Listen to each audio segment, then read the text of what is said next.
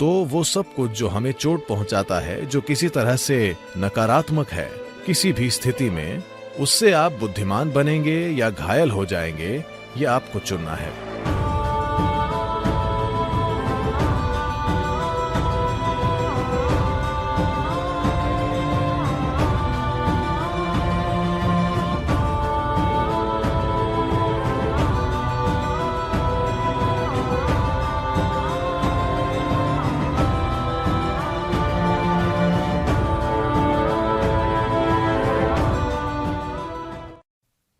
देखिए, सभी अपने दुखों के लिए कोई ना कोई बहाना ढूंढ रहे हैं।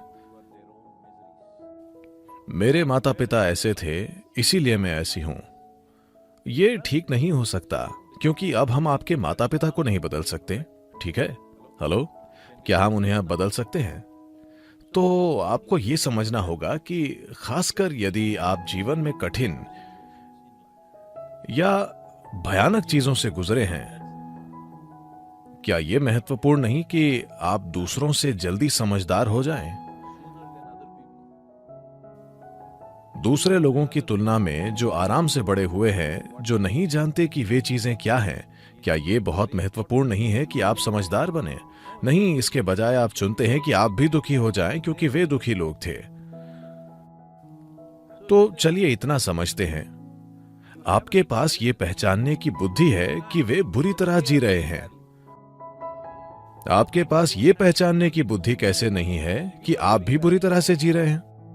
और आपके पास यह देखने के लिए मौलिक ईमानदारी भी नहीं है, अगर मेरा जीवन बुरा है तो वजह मैं ही हूं, क्योंकि कई परिस्थितियां ऐसी हो सकती हैं। सभी के लिए परिस्थितियां होती हैं। असल में आप दुनिया में जितना ज्यादा करने की कोशिश करेंगे, उतनी ही अधिक आपको कई बदसूरत स्थितियां मिलेंगी, चाहे आपको पसंद हो या ना हो। Now, because you face ugly situations, will you also become ugly? तो क्या बदसूरत परिस्थितियों में आप भी वैसे ही हो जाएंगे, या आप उन्हें खाद बनाकर एक अद्भुत फूल के रूप में खिल उठेंगे? ये आप चुन सकते हैं।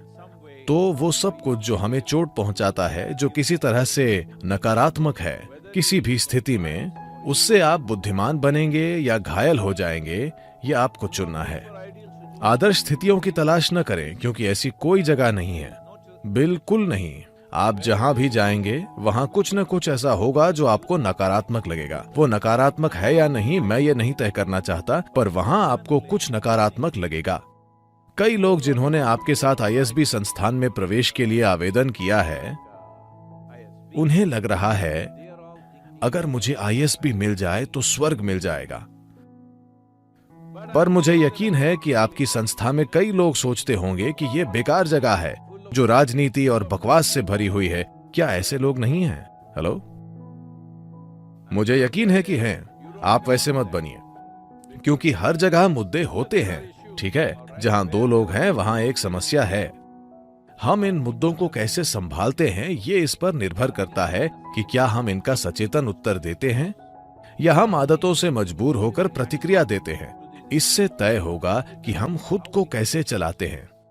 ये पूरी दुनिया में एक चलन बन गया है, क्योंकि उन्होंने फ्रॉइड और मेस्लो के लेख पढ़े हैं, उन्होंने यूरोपीय मनोरोग संबंधी चीजें पढ़ी हैं, और सभी मनोचिकित्सक बन गए हैं।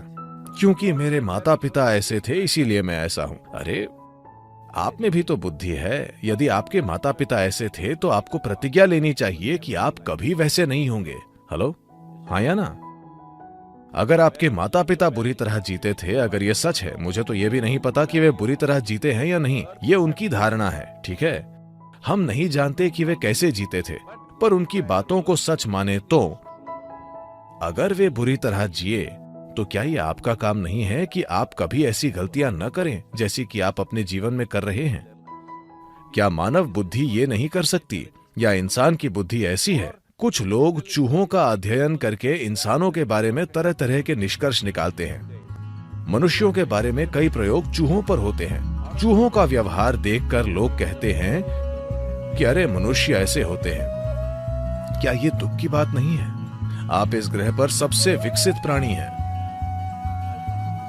मैं चाहता हूं कि आप समझें कि आप में इस स्तर की बुद्धि है।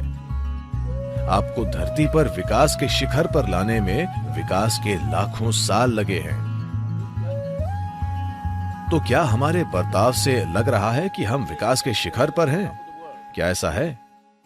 नहीं, हम दूसरों के सिर पर बैठकर सोचते हैं हम शिखर पर हैं। नहीं, हम मनुष्य के रूप में पहले से ही विकास के शीर्ष पर हैं, है ना? पर देखिए हमारा व्यवहार कैसा है। हम हर समय किसी न किसी बात की शिकायत करते रहते हैं। आइए इसे समझें। दुनिया हम पर क्या फेंकती है वो शायद आप न चुन पाए, पर आप उससे जो बनाते हैं वो आप बिल्कुल चुन सकते हैं।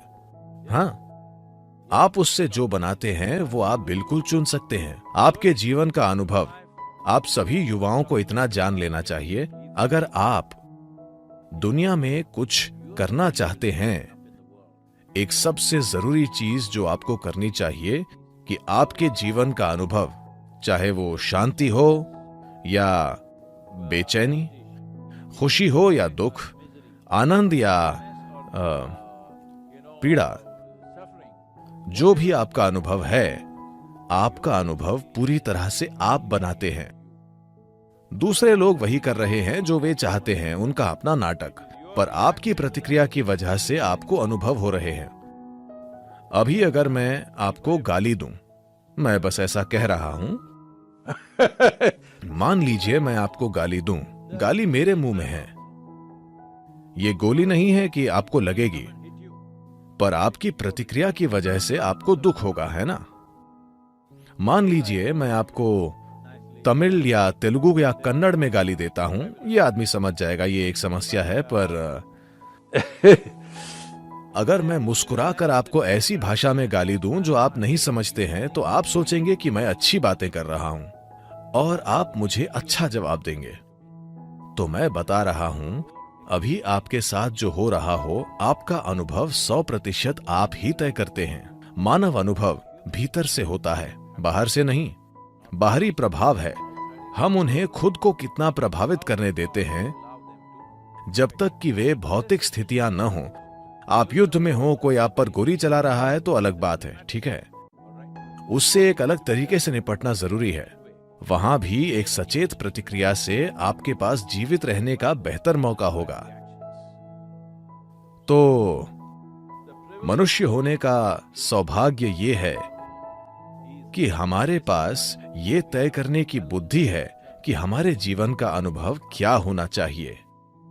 दूसरे जीव स्वाभाविक, सहज, मजबूरी से भरी प्रतिक्रिया देते हैं, हमें इससे ऊपर होना चाहिए, पर अधिकांश मनुष्य इसके खिलाफ जाकर आदतों से मजबूर होकर बर्ताव कर रहे हैं। कृपया पीछे नहीं, आगे देखें, क्योंकि आप अपने अतीत को ठीक नहीं कर सकते।